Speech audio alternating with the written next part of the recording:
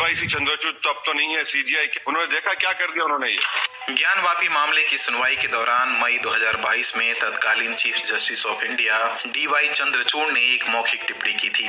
उन्होंने कहा था, प्लेसेस ऑफ वर्शिप एक्ट 1991 किसी भी संरचना के धार्मिक चरित्र की जांच करने पर रोक नहीं लगाता। विपक्ष के नेताओं का आरोप है कि तत्कालीन सीजीआई की इस टिप्पणी के बाद मस्जिदों के नीचे मंदिरों के अस्तित्व की जांच के लिए सर्वे कराए जाने की मांग में तेजी आई। उन्होंने ऐसा एक स्टेटमेंट लिखा, उससे आज हिंदुस्तान में पेंडोरम बॉक्स खोल दी। हर जगह सर्वे वाले जाकर ये पहले मंदिर था, अब ये मस्जिद कैसा हो गया। तो आखिर प्लेसेस ऑफ वर्शिप एक्ट 1991 है। जुलाई 1991 में नरसिम्हा राव सरकार जब ये कानून लेकर आई, उस समय राम जन्मभूमि आंदोलन चरम पर था। लाल कृष्ण आडवाणी ने तब राम जन्मभूमि रथ यात्रा निकाली। इस यात्रा के दौरान जगह जगह दंगे भड़के। ऐसा अंदेशा था कि अन्य धार्मिक स्थलों को लेकर विवाद हो सकता है। ऐसे दौर में आए ये कानून सुनिश्चित करता है कि जो भी धर्मस्थल 15 अगस्त 1947 को जिस स्थिति में थे वे उसी स्थिति में रहेंगे, उनके चरित्र में बदलाव नहीं हो सकता।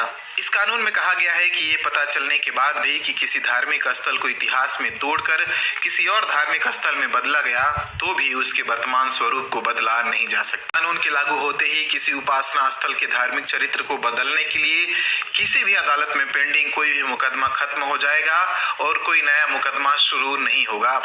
हालांकि इस कानून से अयोध्या राम जन्मभूमि बाबरी मस्जिद विवाद को दूर रखा गया। दो भाजपा नेता सुब्रमण्यम स्वामी और अश्वनी उपाध्याय इस कानून को सुप्रीम कोर्ट में चुनौती दे चुके हैं। अश्वनी इस कानून को समानता और धर्मनिरपेक्षता के सिद्धांतों के खिलाफ बताते हैं। वहीं सुब्रमण्यम स्वामी कोर्ट से मांग कर चुके हैं कि जिस तरह अयोध्या को इस कानून से अलग रखा गया, उसी तरह दो अपवाद और मान लिए जाए, मथुरा और Kashi. We are not asking for all.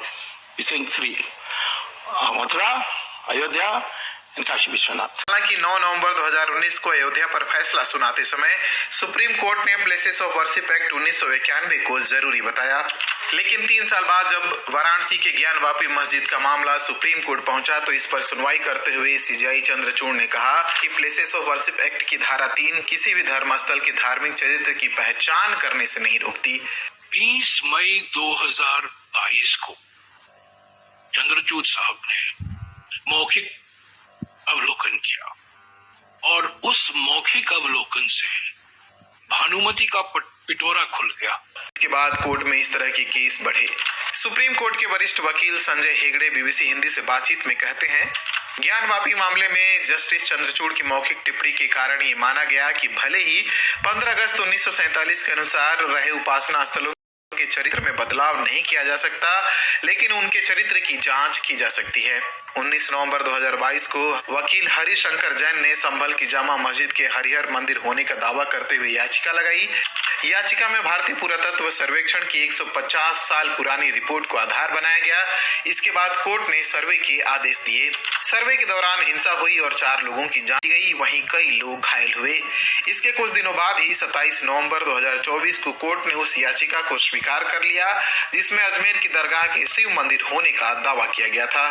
Bharat की अलग अलग अदालतों में धार्मिक स्थलों के चरित्र से जुड़े लगभग 1 दर्जन मामले लंबित हैं। दूसरी ओर सुप्रीम कोर्ट में प्लेसेस ऑफ वर्शिप एक्ट 1991 की वैधानिकता को चुनौती देने वाली 6 याचिकाएं लंबित हैं। एक पक्ष ने जहां प्लेसेस ऑफ वर्शिप एक्ट 1991 को रद्द करने की मांग की है, वहीं जमीयत उलेमाए हिंद ने इसके समर्थन में अपनी याचिका दाखिल की है।